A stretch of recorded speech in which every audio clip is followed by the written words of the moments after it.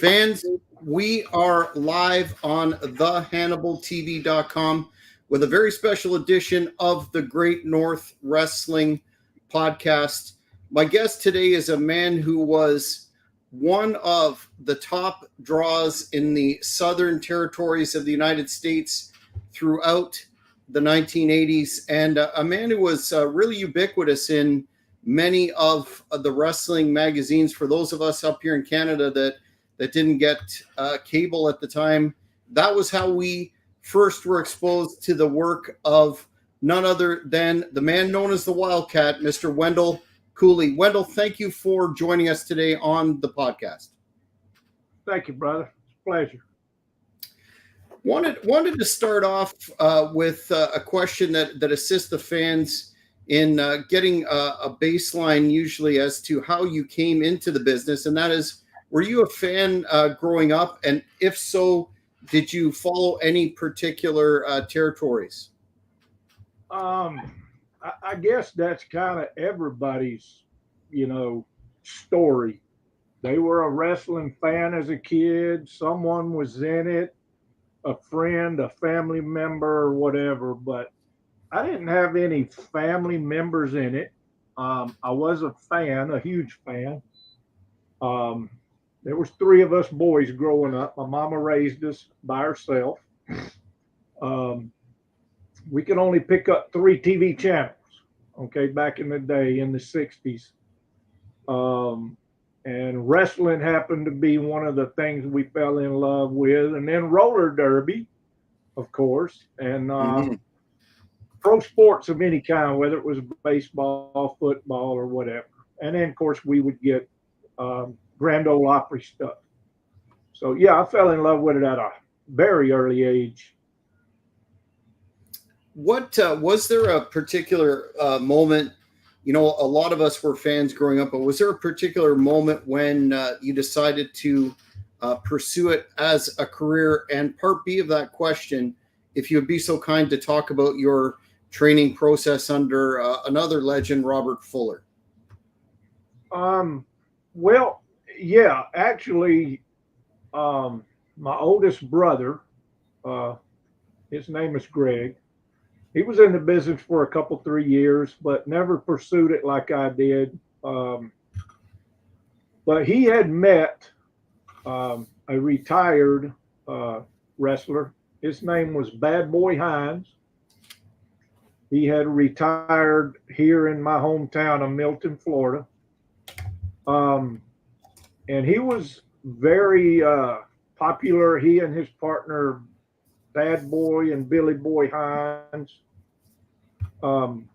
back in the 50s, 60s, and 70s.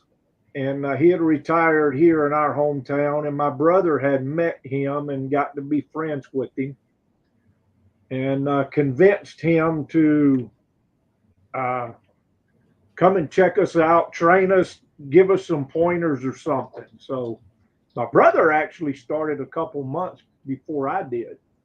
He and a first cousin of mine, and they were training with Bad Boy.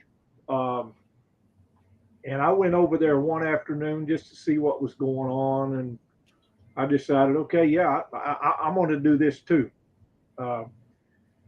And as fate would have it, Bad Boy was killed in an automobile accident probably a couple months into training us.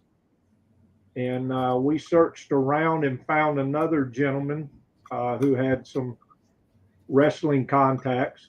He was a deputy sheriff, and he worked a lot of matches as security, so he had some contacts. So we got him to finish training us, and that was 1982, 83 time frame. And he kept telling us, when you get where I think you're good enough, I'll get you an opportunity to do a TV match. Everybody, I say everybody, it's not everybody, but that's the route we had to take as enhancement talent.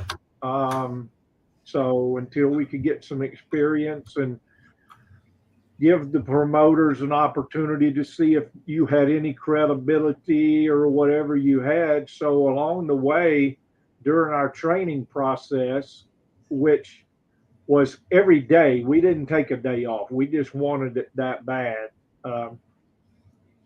Bill Ash, everybody knows who Bill Ash is. His father actually made all the wrestling boots for the majority of all the guys back in the day. He came over a couple times and worked out with us and gave us some pointers.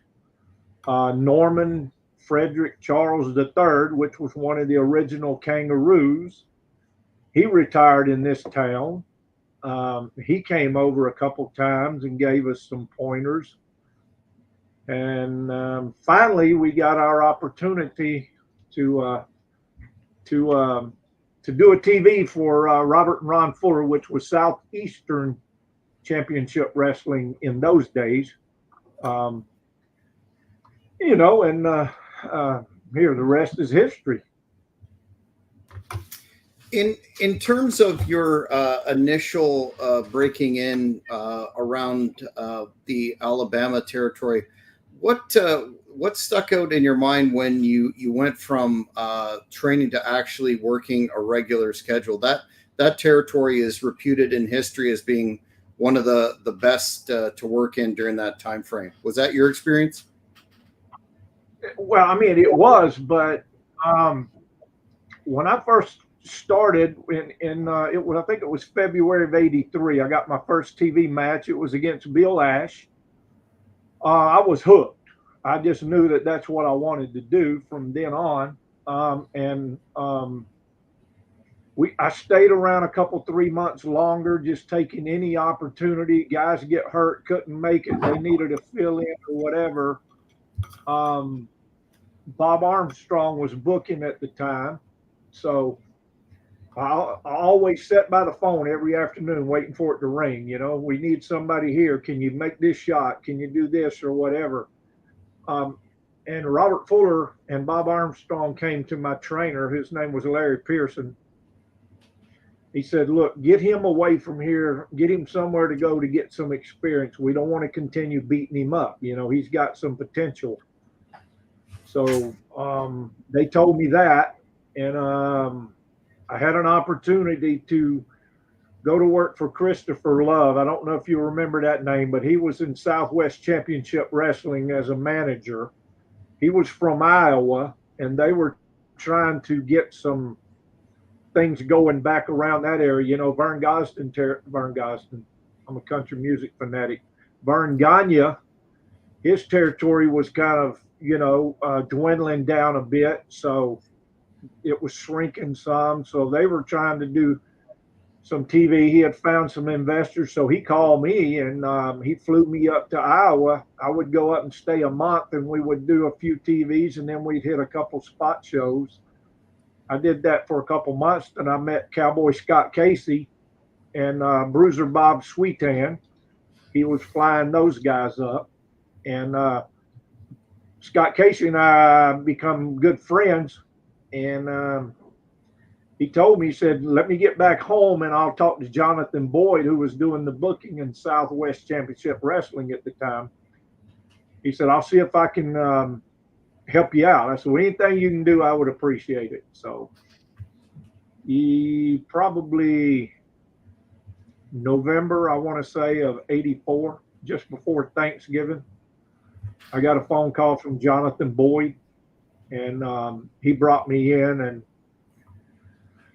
and I got thrown in the fire, because they needed talent really bad. Everybody had left and went to work for Crockett, all the top stars. So they were kind of hurting down there for stars. Scott was one of the last original ones. He and Sweetan left. Everybody else had gone. And that was a good run, good experience for me there. I got it kind of thrown into the fire, and I had to learn, the business pretty quick. First time I'd ever really done any interviews or anything, So. First of a couple of fans questions that they sent on social media was you were a purveyor of the super kick as a finisher, and the fan wanted to, and an early purveyor at that. A fan wanted to know how you landed on that as your finisher, as well as your technique, because it stands up. When you talk about the Chris Adams and the Shawn Michaels and others, yours is definitely up there in terms of the all-time good ones. Actually, my first finish was I called it the Bulldog. Oklahoma Stampede was another word. Gordon Soley used to use that a lot when I first did it. It was a finishing move of one of my early idols from back in the 60s, which was Cowboy Bob Kelly. I thought that was the greatest thing at the time. So I kind of took a little bit of his cowboy gimmick and made it more of a modern day cowboy, not the old rugged, beat the dust off your clothes kind of, But anyway, I don't know how the super kick came about. I think maybe I did just out of reflex or something as a high spot or something. I don't remember, but it became something I started doing every night. So I just pretty much got away from the Bulldog, and everyone that I worked with would always call that somewhere in the match as part of the finish of some sort. So that's how that all came about. Excellent. A fan is asking here about a question I was going to ask about. In '85, you debuted for Mid-South. Wanted to know how that booking came about, how the Cowboy was to work for, and Jeff is asking, how was Ole Anderson? I know that's a lot of question rolled into one. That's all good. I was in San Antonio, of course, and things were really struggling there. Territory was struggling bad. Money wasn't great. It was okay. I mean, you got to consider, when I left Milton to hit the road, I was making $4 an hour as a licensed journeyman plumber. I mean, and I'm doing that 40 hours a week, and I'm making that guarantee every night just to be on the road. So I'm tripling what I was making. Of course, I was putting a lot of miles in on the road, and things weren't getting any better. And Buck Robley had came in to take over the books from Jonathan Boyd, and he was going in a total different direction. So I called my trainer Larry, and he got a hold of Norman Charles, who was real good friends with Bill Dundee, who was booking for Bill Watts. So he told me, he said, we've got a spot open, and if you want to come in, here's your starting date, which was, and I think around February, March of '85, El Dorado, Arkansas. And I went to work for Watts then. I only had a couple encounters with Bill Watts, actually, because Bill spent most of his time with his top guys. He had his small plane. He would fly the top guys here, top guys there. And when I came in, I was mid-card. I weren't brought in. I'd only been in the business less than a full year. I mean, I had the looks. I had the, I put my time in and I worked hard. I just didn't have the experience on the mic or been any big programs.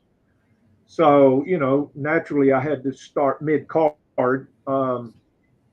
So the only couple real encounters I had with him, I guess he was a hard nose, and he really just liked guys to freaking be aggressive. He didn't mind ruffling up the guys and having issues between them either. He loved to see guys really go at it. I remember working a show in, I think somewhere around Oklahoma one night, and there was a couple marks out there by where we were dressing, and Bill told me, he said, "Go get them." You know what I mean? Because I said, "Okay, if that's what you want me to do, boss." So they were kind of didn't think we were tough guys or whatever, that kind of deal. And far as Ole Anderson, I only met Ole one time. I was at home in 90, I want to say 90, 91 time frame. I got a phone call from Ronnie West, and he was an agent for WCW. And he said, "We got a spot if you're available." I said, "You're damn right I'm available," So he said, "Well, go to the airport, pick up your ticket, and you're flying into wherever we were going." We were making the Northern Loop around Pittsburgh and all those places up around there. So I didn't hesitate. I did. And we worked around one loop on TV in Atlanta. I was working in a tag match, and I've only been there a week probably. And I'd only been there, I don't know, that's my first TV. So we were working with the State Patrol, Dale Veazey and his partner. And somewhere during that match, I remember one of those guys coming over the top rope and clipped my leg, my right knee, and folded it up. And instantly, we had to get things over with and get out of the ring and get to the dressing room. And they carried me to the emergency room that night. And the Atlanta Hawks or the Falcons, whichever team, it was their not pediatrician, but their, what do you call it? Trainer? Orthopedic. Their surgeon came in, and I asked him what my odds were. He said, "It's very slim." He said, "You got some major damage." I said, "Well, I can't afford that right now. I just got a job. I got to go." He said, "I don't think you can do it." I said, "Well, look," I said, "just put me in a brace and let me get out of here. I got to go." So we made that Northern Loop again. And it was one of the most painful weeks I ever spent in this business. But Kevin Sullivan was the agent. And Kevin told me every night before I would go out, he said, "Wait until it's time," because I wore slip-on boots, which was a plus. So I could wait until a couple minutes before my time before I just really taped up, wrapped up, and actually mobilized my right knee. He said, "Just get to the ring. We can take care of you from there." So we did for a whole week. Made it all the way back around to Atlanta TV, and that's the night that I met Ole. And he wanted me to do this thing with Sting and the Steiners, and I think the Giant back then was there. And he wanted me to do some outlandish off the top, out into the front row kind of thing. I said, "Look, boss, any other night but tonight, I'd probably attempt it, but I can barely get to the ring." He said, "Well, what happened?" I said, "Well, I was hurt last week on TV. You didn't know?" He said, "No, I didn't know." So he told me, he said, "Well, kid, go home and get well and give me a call." And that was it. That's the only interaction I ever had with Ole Anderson. Interesting. Well, we'll talk a little bit more about your WCW tenure in a second. Could you just put your camera down a little bit? I'm missing some of you on the corner there. There you go. There, that's way better. Thank you. Thank you. A little bit, babe. I got to get my. Yeah, I got to get my producer and. Everybody needs a good producer. It's a little too high right there. We don't want it. There you go. I think that might sit there. How about that? That's way better. Thank you. One of the I talked about earlier about you were a fixture in the wrestling magazines, and one of the first memories I have of of hearing about you was the coverage of your match. And I know you wrestled him a couple of times, but early in your career, about 85, you had a TV match with Ric Flair that, was all over the Apter magazines. And of course, you had subsequent bouts with him. But what was that like working him so early into your career? And you seem to have really good chemistry as, the heel and the penultimate babyface. Well, that was when I was working for Bill Watts in Mid-South. And they had brought Flair in. He was going to work the loop. I think he had a match or two with Duggan and Butch Reed and Terry Taylor and those guys. And I was all business. I really didn't care. I know I'm going to go out there. I'm going to do him the favor, and I'm going to do as good as I can do, make it look as good as I can look in the whole deal, and work my butt off like I did every night. So it was kind of a bittersweet kind of thing. I knew what I was going to have to do, and it was all business, but I knew that I had the ability, given the opportunity, to do a lot more. But unfortunately on TV, you got very little time to do anything. And the biggest thing was to get him,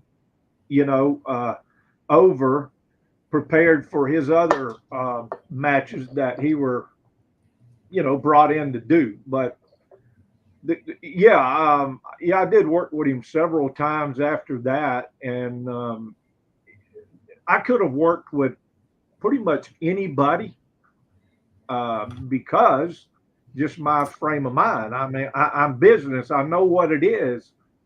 And I know what you're supposed to do. I understand that there has to be a winner. There has to be a loser. You have to have, you have to create a, what's the word I'm looking for? Some curiosity in the fans, for them to buy tickets and come out and see you. That's how we made our living. What was your experience with that very well established now in mythology, that Mid-South travel schedule? Was it as arduous for you during your run there? Oh gosh, yeah. That was one of the San Antonio was pretty daggum long, but Mid-South was grueling. Right before I left there, we had just gotten into flying a lot because Southwest had just really got in the flight business, and they had some cheap tickets. So we could fly from Baton Rouge to Oklahoma City for $30 and rent a car versus driving, and you're going to spend that or more and put 7, 8, 9 hours in a car. We really got into flying the last couple months I was there, but that was very grueling. We lived in Baton Rouge, which was pretty much central. But it wasn't nothing to drive 150 miles, which was probably one of our shortest trips, Of course, you had to turn around and come back most of the time or spend the night. So it was very grueling. Mm-hmm. Unless you were one of the top 3 that could fit on Bill Watts' airplane with him. You could fly every night, Mm-hmm. In 85, you had a match against Hot Stuff Eddie Gilbert in the Louisiana Silverdome, and so many great cards for Mid-South were held there, and a lot of guys have talked about that experience working in front of such a rabid crowd. What was yours like working in that building and with Hot Stuff, the late great Eddie Gilbert? Yeah, I mean, Eddie was one of the great talents in this business. Had a good mind for it. He was a second generation wrestler. His dad, Tommy Gilbert.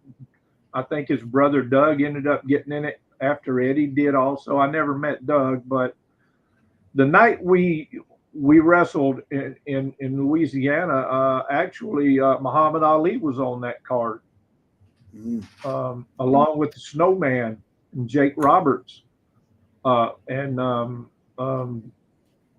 it was probably at that point in time, one of the biggest crowds I had ever performed in front of. But then again, it was business. I mean, that's what we wanted. We wanted sellout crowds, and it was kind of humbling, uh, to know that you finally made it to this particular point in your life, and that's what you wanted to do. Yeah. Awesome. You had a very successful tag team with a gentleman I've had the pleasure of interviewing as well, Mr. Al Perez, and a fan asked specifically about your experience working with Steve Williams, Dr. Death, and Ted DiBiase. You had some real barn burners with those two gentlemen. Yeah, rest in peace, Dr. Death, but very he was I don't know if I would say green, but very aggressive in his style, because of him wrestling all those years in high school and college and All American and all that at Oklahoma and the whole deal. Working with him and then DiBiase as his partner, it was like night and day. You would get in there and work with Steve, and man, things would be so just, I don't know, firm and stiff. And I mean, he was trying hard. Don't get me wrong. I mean, he understood the business. He just didn't have the smooth flow that DiBiase did. When you get in with DiBiase, it's like, oh my God, thank gosh, my gosh, I don't know how much more I can take of that. But Steve just didn't know. He really didn't know his own strength and how firm that he was doing things at time. And you would tell him and he would apologize, but he just would get wrapped up in that moment from them daggum college days, man. And my God, he was 270 or 80 pounds and just like trying to move an anvil, Mm-hmm. When you moved on to Memphis in '85, a fan was asking why did you have the name change to Rick Casey? I started my career as Rick Casey. When I met Scott Casey in Iowa, when we were doing the TV shows and all that for Christopher Love, I just didn't think the name Wendell Cooley would resonate with people. I mean, I just didn't. And I was a big Scott Casey fan also. So I asked him if he would have a problem if I used the name Casey and him as a reference, maybe as a cousin or something, just to try to help me get more established. I mean, I didn't know. Hell, I was young and green. He said, I don't have a problem at all, buddy. If it can help you in any way, I have no problem with it. So I started as Rick Casey, and then going into San Antonio, he brought me in as his cousin. We kind of had a few features that resembled, so you could pass off as a cousin. And that helped me there. But when I went to Mid-South, they wanted to change my name because Bill Dundee explained to me, he said, if you're going to build a career on yourself and your name. And I told him, I said, I just don't think Wendell Cooley's just going to resonate, So Skandar Akbar gave me the nickname Wildcat. So that's all I needed right there, because once the Wildcat hit, it stuck, and that was it. I mean, from then on. Yeah, makes sense. Have to ask you about that tremendous money drawing program that you had in the CWA with a man who has spoken very highly of you on his podcast, and that would be Dirty Dutch Mantell in the CWA, but also in Continental, that kind of feud that never ended type deal. the first time I ever met Dutch was the very first night that I worked for Bill Watts, which was in El Dorado, Arkansas in '85. I'm sitting in the dressing room, being the young guy that I was, and I had the big push in Southwest. They had put the tag titles on me and Jerry Oskey. Jerry left, so I went into the singles. They put the heavyweight belt on me at that time. And then I left to go because the territory was dying. I mean, it was really, we were struggling to get by and making a lot of long trips. So when I went to work for Bill Watts,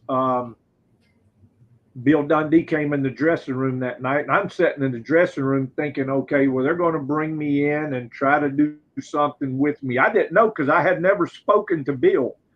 This was done through my trainer and Norman Charles, who set me up with this deal. So he came in and says, "Do you know Dutch Mantell?" I said, "No, sir, I never met him." He said, "Do you know what his finish is?" I said, "I don't have a clue." So, which was just a front, suplex deal. So he said, have your match, get 10, 15, or 20, and he's going to give you the finish. Okay, no big deal. That was the very first night I ever met Dutch. So we worked 2 or 3 more times during the time I was there, and it just felt like obviously there was some chemistry there, that we could get some mileage out of. And then when I got the call to go to Memphis, and the reason that I did is because I was working with Jim Duggan. He and I were working with Kamala, and Ray Candy was doing the Zambuli Express deal, and Skandar, of course, was their manager. We were working in Baton Rouge, and they wanted me to do the job, which was no problem. I'm a business guy, and they wanted me to get a little color, and I did. And somewhere during the match, trying to put my blade away, I cut myself really bad in between my ring finger and my middle finger. I mean, like really bad. Because I wasn't real careful when I made them up, man. I would make those things probably a little too damn long at times, but I want to make sure you could get to it. So I'm standing in the dressing room bleeding profusely, and Grizz Smith was the agent, and he told me to go to the emergency room and get sewed up and took care of and send the bill to Bill Watts, where I did. But Bill Watts took it out of my check, which pissed me off, So we had some words, and I said, well, I tell you what, I said, look, I'm done. I'm out of here. This was in Shreveport at TV, and on Tuesday night, the nights we get our checks, and I noticed that he took it out, and I went to him and confronted him. He said, well, that's your bill. You got hurt. I said, oh, hell no. I got hurt working for you, doing what you asked me to do. And it just pissed me off that he took the money out of my check. So I told him right then, I said, I'm not going to give you a notice other than a 2-day notice. And I'm done today. I'm gone. I left. And by the time I drove from Shreveport to Baton Rouge, Bill Dundee had already left and went back to Memphis. He already knew that I had left. So when I got home, my wife told me that Bill Dundee called. I said, I don't want that phone call. I'm done with this business. I'm going home. I'm going to get me a real job. Shit on this. So anyway, the next day I called Bill, and he said, I got a spot for you. He said, Dutch is back. We're going to have a good run here. He said, the Fantastics are going to come in. Buddy Landell and myself. And, of course, Lawler was there. And he said, we're going to have some good things going. I said, well, I tell you what, I'm going home. I'll let you know something in a few days, but as of right now, I'm not interested. So by the time I had a couple of days off to cool down and drove back to Florida and got my wife and kids set up in a place, I called him up and said, okay, when you want me there? Well, as fate would have it, this time it was right around Thanksgiving again, also in '85. Dutch and I worked a several week program there, and and then I got hurt. I was blinded actually in my left eye for a few weeks. That was a shoot because we were going to work a deal in Memphis, one of our biggest houses. They were going to catch us early coming out of the dressing room and distract us throwing stuff on us. I said, well, just use some water or a Coke. It don't matter. All you're doing is getting my attention or distracting me or whatever. And Dundee said, no, we need to use something like some alcohol or something. I said, oh, hell no. Well, by God, he did. And well, we thought I was going to lose my eye. And luckily I didn't. They were able to treat it, but it was 3 or 4 weeks before I could ever see anything out of it because of the alcohol that he had used. Anyway, as fate would have it, when we got through with that program, there was really nothing left. And then I got a call to come back home. And that was my ultimate dream, was to come home, work this territory, which was probably the best territory in the country at that time. Maybe not the most profitable for some people, but I mean, you could be home 5 nights a week in your own bed, you know, and that was just awesome. And then to be home also. So I turned my notice in to Jerry Jarrett and came back in March of '86. Yeah. Speaking of Jerry, whenever you talk about the Memphis territory during that time frame, the fans ask about how the reputation is that the payoffs were so bad. Was that your experience as well? Well, it's kind of like this. This is where I really learned something. My first week in Memphis, I guess they're going to, maybe pad it a little bit for guys first coming in with people they think that can help them make money, people they want to stay or have some kind of vision in. I'm working for Bill Watts, and we're making, now let's just go back. Working for Joe Blanchard, territory struggling, $400 was a good week. Okay. But we're putting tons of miles in. Now, keep in mind, 6 months prior to that, I'm in a ditch as a plumber making 160 a week. So I'm almost tripling the amount of money. So, okay, I'm spending money on the thing, and I'm not counting all the miles and all this and that because we weren't staying over anywhere. We were driving there and driving home. Even though it was $3.50 one way, we'd come home that night. So we were probably on a good week, $400. I go to work for Bill Watts. I'm doubling that on a regular basis, 800 to 1,000. I'm thinking, man, but we're making tons of miles there, but we're staying over a lot also. So by the time you take everything out of that, it's still more than I was making, but not great. And then I go to work for Jerry Jarrett, and I'm standing in the dressing room in Memphis. The night I get my first check, I've done the work, the whole week deal there. And I get a check, and I want to say it was in the $500 range. I don't remember exactly, but I get a white envelope, and I could tell it's full of cash.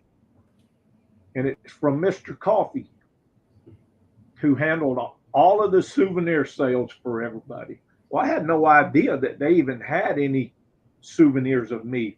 Well, they take your action pictures and get pictures of you here and there. Then they sell them, and then he takes 10%. Well, hey, you hand me a damn envelope. I'd have had to have been $300-400 in cash.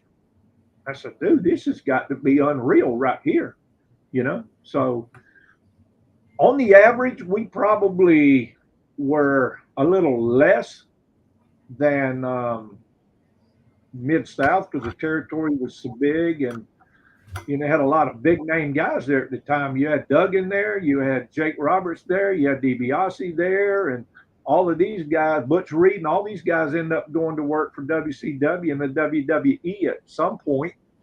Um, so I never experienced terrible payoffs.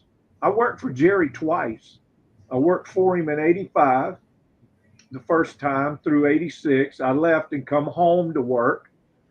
Um, had an issue here. I left here again, went back to work for Jerry in 89 and worked a program with Sid Vicious during that time.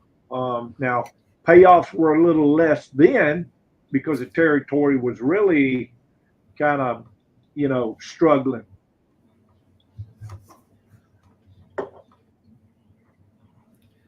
You mentioned Sid, and I was going to ask you about that. But since you brought him up, what was your in-ring experience like with Sid, who unfortunately passed away a couple of weeks ago, rather too soon? Yeah. Rest his soul. They brought him in during my prime heyday in Continental.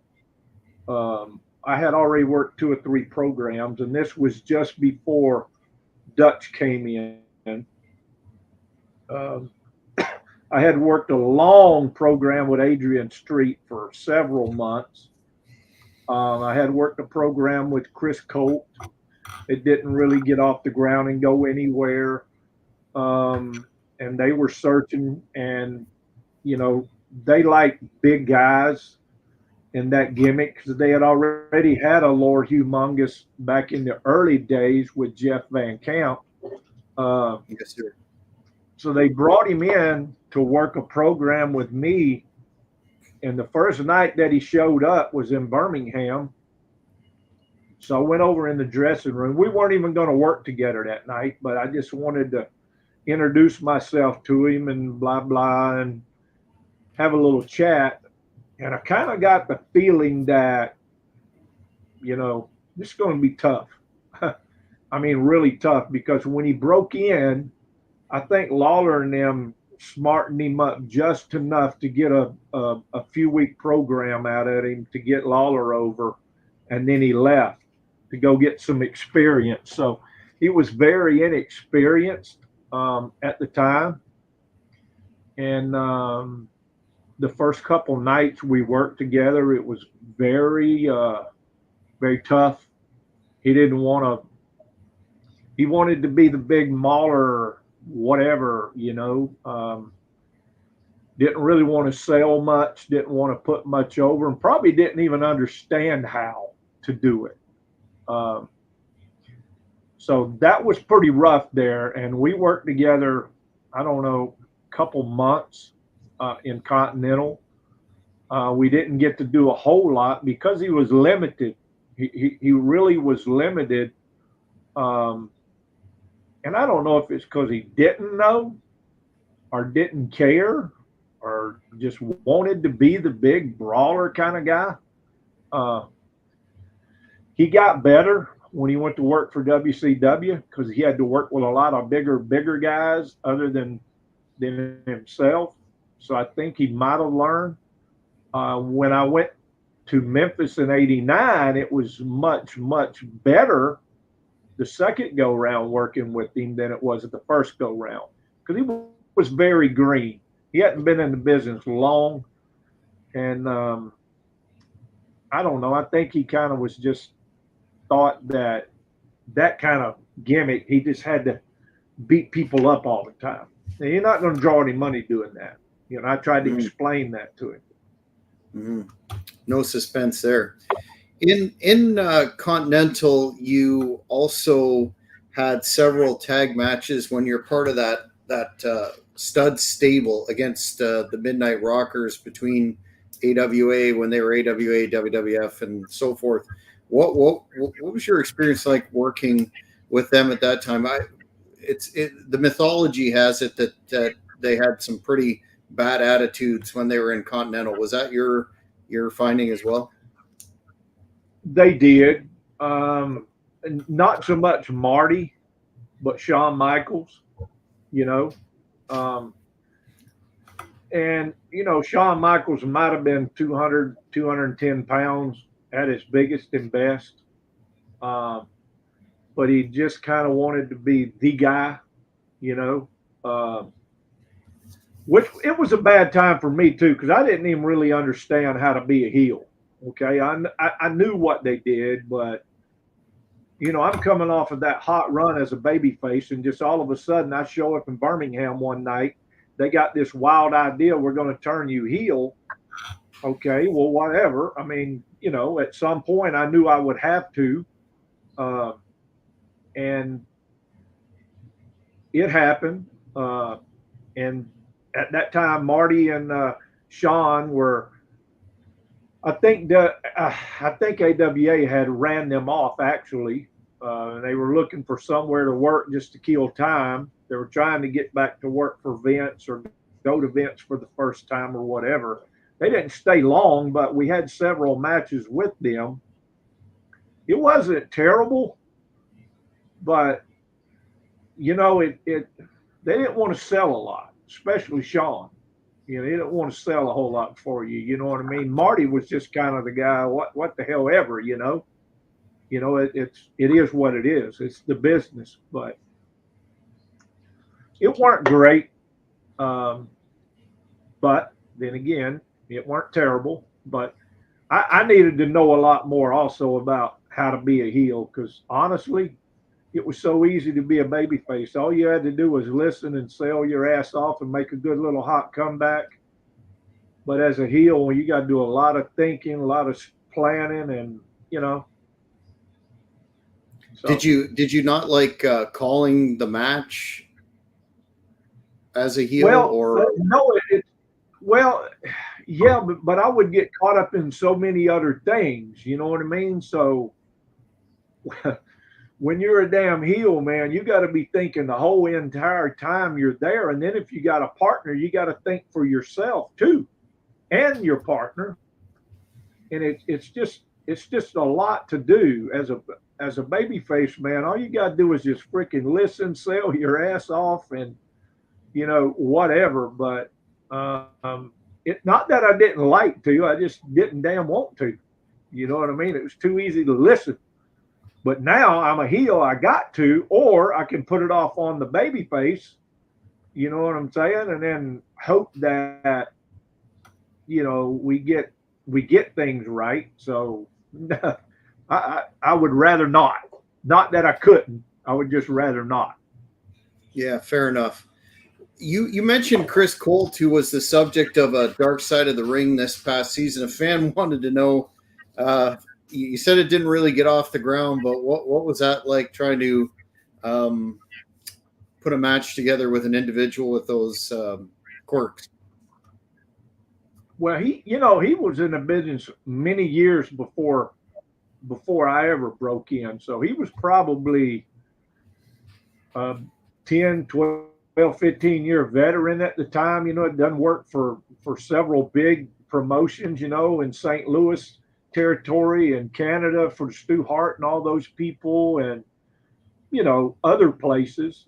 So he was a veteran at the time, but he his style versus mine just did not click, and he was not that big of a guy.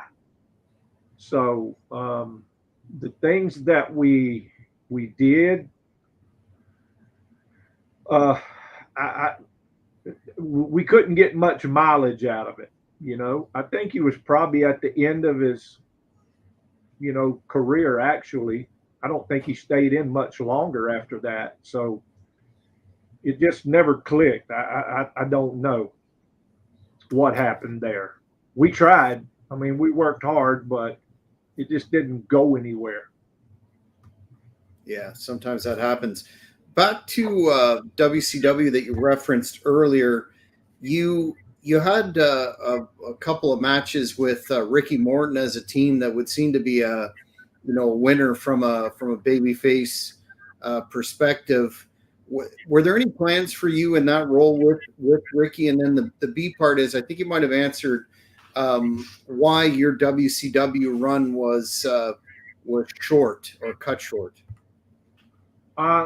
No, I don't think the tag thing was part of their plan, because they had the Steiners in there already, and then they had Robert and Ricky, and then other people. I think the plan was for me to just get as much exposure as I could and stay as a single, because that's pretty much all I had done up to that point was a single. I did the little run in Mid-South with Al for a couple months or so, and then I told you why I left there.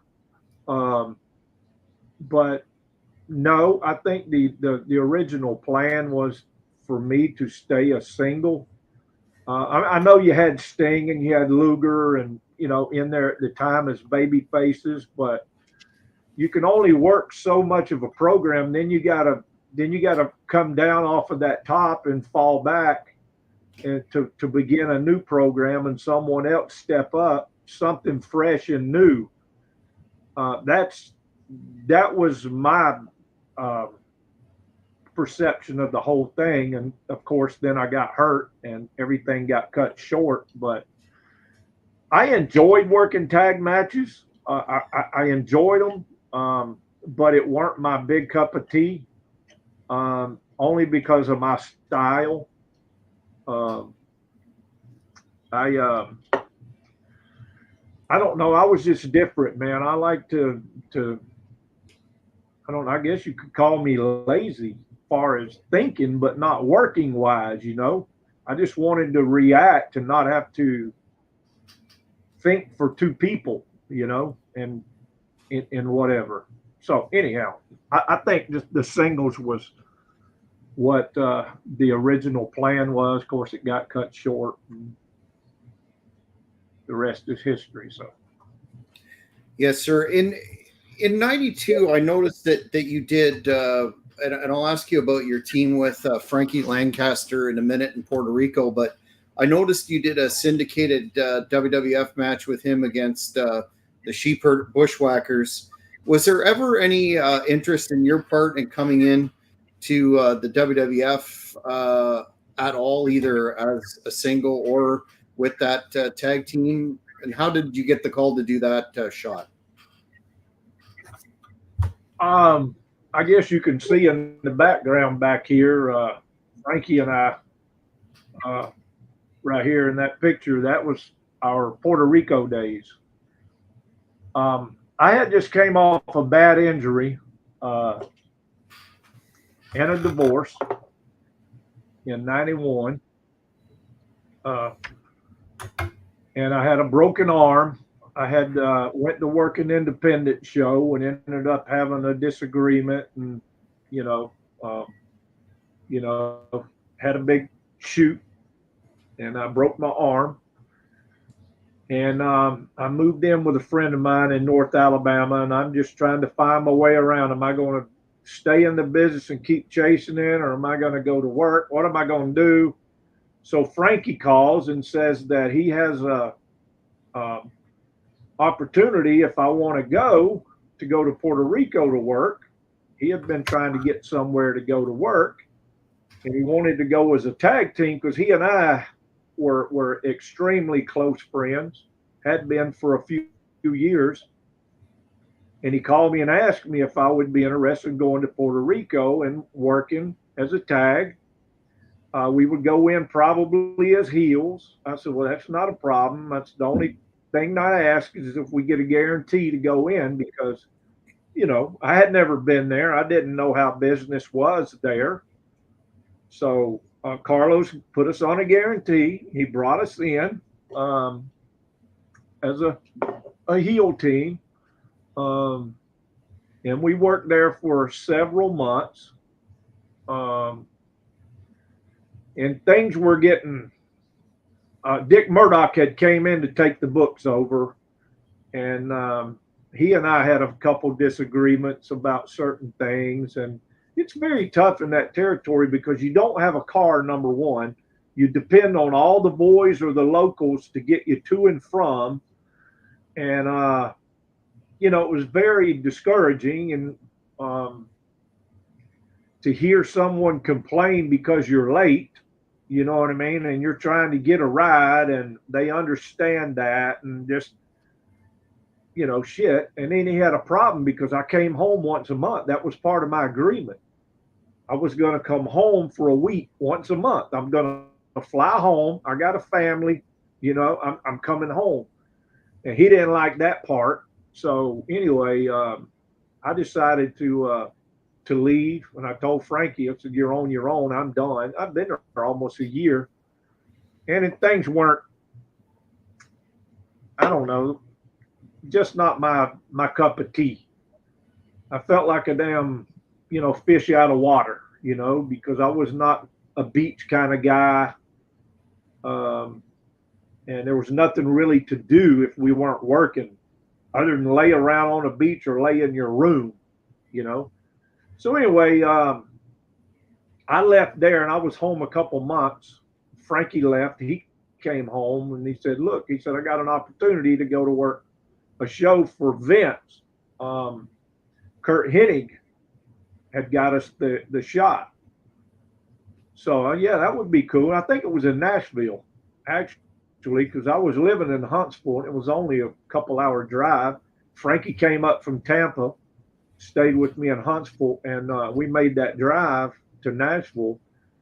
And I knew the minute that I walked in that dressing room and met Gorilla Monsoon, this ain't the place for me, because when I walked in and shook his hand and introduced myself to him, he said, "Not tonight, you're not."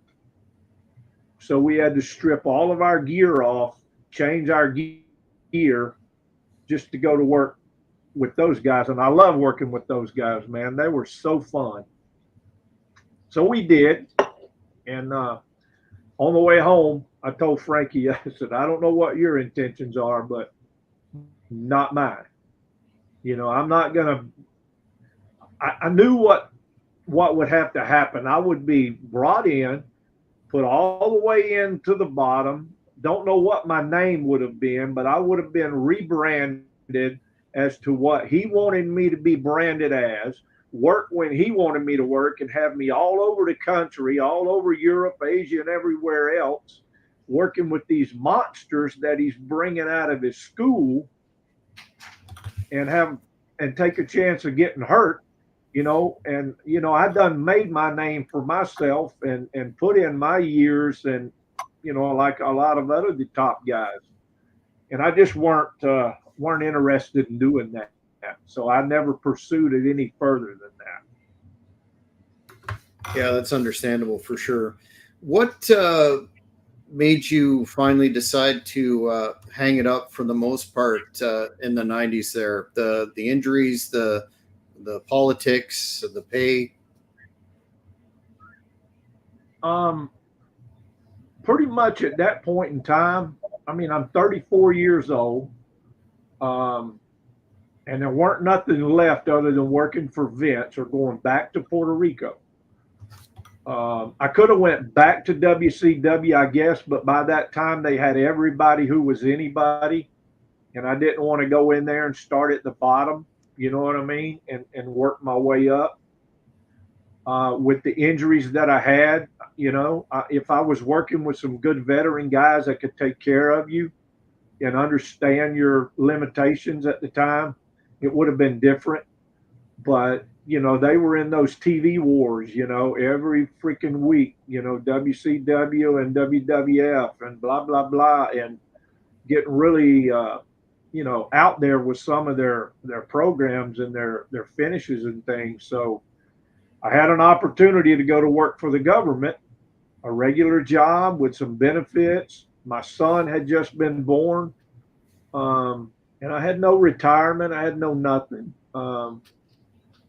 Back in the day, we didn't have that. It's what you were able to put away and save. But when you're in your heyday, you think those days aren't numbered.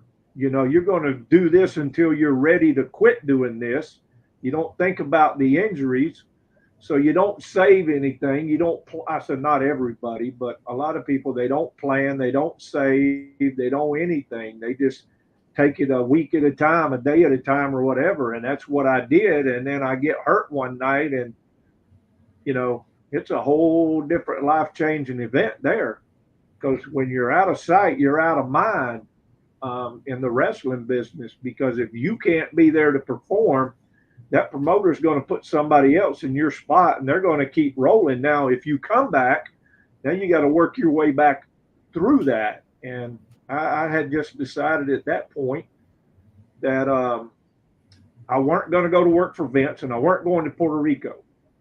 So I'm not going to chase these little independent shows all over the country, take a chance of getting hurt there also. So I made my mind up to take a job with the government, where I could have some benefits and security. And also I had just started a band playing music, which was really fun and interesting at the time. So that's how it happened. Makes sense. We're quickly running out of time, but I have one more fan question from social media that I said I would bring forward for your consideration, and that's in '88 you had a match against Lawler when he had the AWA title, and great match. Was there ever any consideration for you to get that belt from him, do the thing for Vern, or was that just a one-off deal? No, there was plans to do that, but however, Ron and Robert had sold the company, to David Woods, who in turn brought in some new people. I think I can't remember. Oh, Ralph Curtis. Was it Ralph? Anyway, he was the main guy, and then Eddie Gilbert came in. He and Missy Hyatt. Eddie was going to book, and Ron had just opened up USA in Knoxville. So I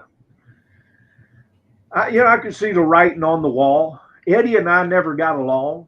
There was just some acquired heat there because of a couple certain instances and circumstances that happened, and it was never any bad stuff, just some acquired heat with one another. And I could see the writing on the wall when he came in.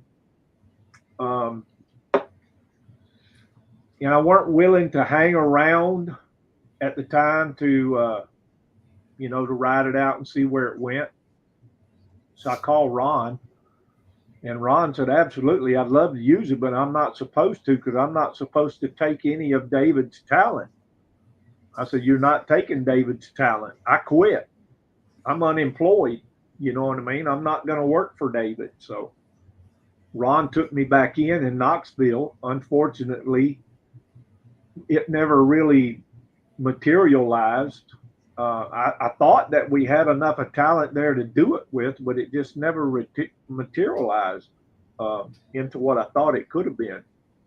So the thing with Lawler, that was a thing, but I didn't hang around to see it through, Mm-hmm.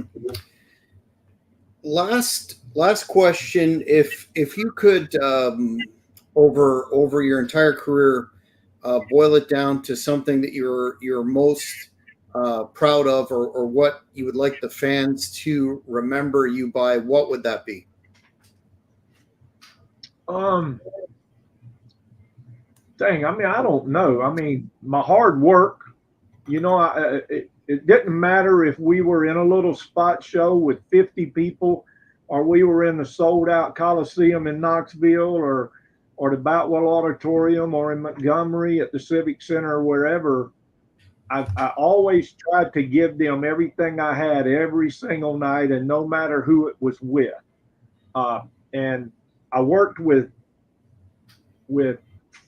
three or four of the former world champions. I worked with Hardy Race, probably one of the best ever in his That was hometown at of the St. Keel, Louis. right? Yes, worked with him in the Keel. Worked with Ric Flair numerous occasions. I worked with Jerry Lawler, which was AWA world champion, and Nick Bockwinkel one time in Knoxville, Tennessee, who actually did the favor for me in Knoxville because that's my place, and that's probably one of my most memorable, or four of my most memorable. I had some great matches with, the excuse me, the late Adrian Street, and I had some with Sid after our initial run. And with Tom Pritchard, had a lot of good matches with Tom. Probably one of the best workers in the business with a good mind. Dutch Mantell, of course. But I was given this in 1987 right here. Let me get it in front of the camera. Here it is, right here. The People's Choice Award. That's probably one of my greatest accomplishments, was to be given that in 1987. Numerous other awards, and I was blessed everywhere I went. How I got over so fast, I to this day I can't put my finger on it. I worked hard. I put my time in the gym. I looked the part, and I stayed in character when I had to, but I was my real self when I weren't in the ring. I was very approachable. I didn't single out a certain fan base. I wanted the older people as long as as well as the younger people, you know what I mean, to be able to approach me and be a fan of mine and my work and what have you. And I think that's probably one of the biggest things for me. And I see it a lot with some people. They single out a certain group of people that they want to appeal to. A lot of your younger baby faces want to appeal to just the female audiences. That weren't me. That was going to be very short lived, and you're only going to reach a certain plateau, because then you're going to have the husbands and the boyfriends and everybody else jealous, and we're not going there. I don't want you to see him or whatever. And I always tried to strive to appeal to everybody. Um, and I guess that's how it happened for me, the way it did and as fast as it did, because I was given a push in every territory I was in, and I didn't ask for it.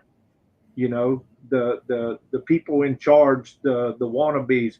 And I tell you, one night, one of the greatest compliments I ever had in all these years, we were in Birmingham doing our TV for Continental Wrestling. Ron Fuller came to me and said, "I need to see you if you got a minute." Well, the first thing that runs through your mind is, okay, what did I do? Am I going to get my notice, or what's going to happen? So we walk into this room and he shuts the door and he said, "I got to ask you a question." Okay, well, what is it? He said, "How are things going?" I said, "I'm not really following what you're asking." He said, "How are you doing? Are things okay?" I said, "Well, yeah, I mean, things are great. What am I going to say, at that point in time?" So I tell him, "Yeah." I said, "Is there a reason that you ask?" He said, "Yes. I need to make sure you're okay." He said, "You're my money man." So at that point, it's all take a deep breath, just keep working hard, everything's going to be fine. Yes, excellent. Where can the fans keep up with you, either on social media or otherwise? And do you have any upcoming appearances or information items that the fans that want to follow you need to know, sir? A couple things. And this is getting personal, but it's okay. I don't care. I had just recently been divorced. Okay, we're in what is this, September? Back in May after 22 years. Kind of a shock, but it happened. Um, I reconnected with a young lady from almost 50 years ago, and we're going to get married in a week. A week from Congratulations. yesterday. Yeah, thank you. A week from yesterday. So once that's all kind of settled in, I've been telling her that I want to get back on social media and start a podcast. And it's not going to be like everybody else's. I want to talk about a little bit of everything. I have a lot of hobbies. I'm fixing to retire in a month at the end of October. Um, we're going to talk about sports. We're going to talk about everyday life. We're going to talk about this, that. And I'm going to do some live stuff. So we do a lot of singing.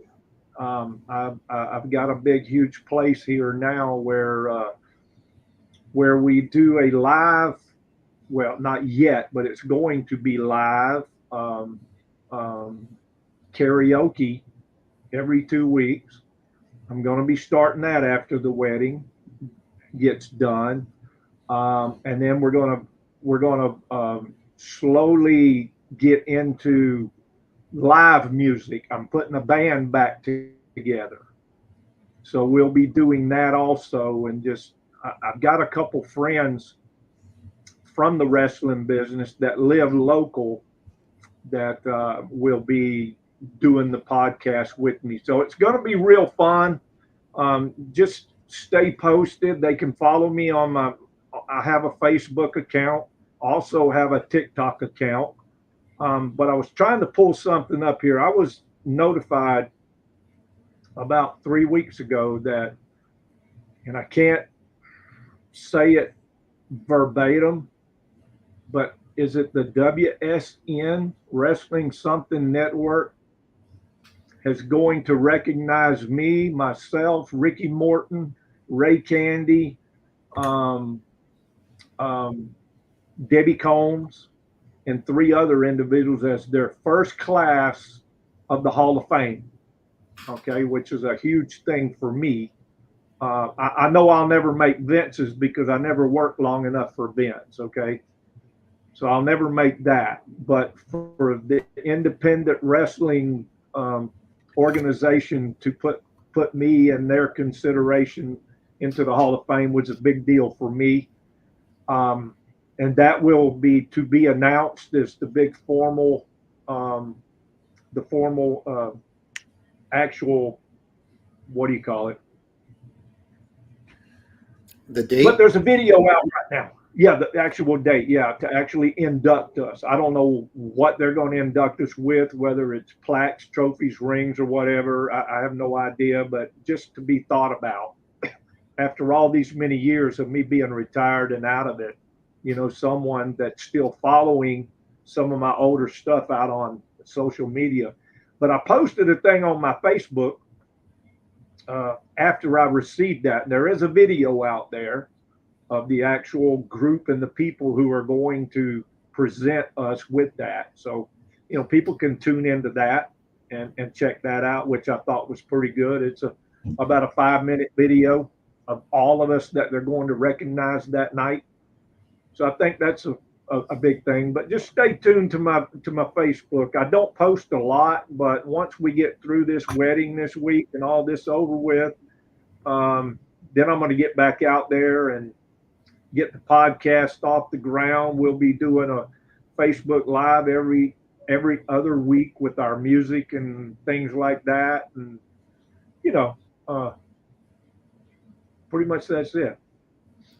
Well, that recognition, Wendell, is certainly very well deserved, and you wouldn't believe when I posted that I'd be doing this interview, a lot of old school fans remember you and your work fondly, and I'm amongst those. So thank you very much for your time. We will keep in touch and be happy to promote your upcoming endeavors. But thanks for being on the Great North Wrestling Podcast. Thank you. It's been a pleasure. Well, fans, that's it for another live edition of the GNW podcast. If you haven't, please subscribe to the HannibalTV.com, like these videos, and you won't miss any of the great content that we have upcoming, including interviews with legends like this. For now, I'm Jack Kilby. Take care.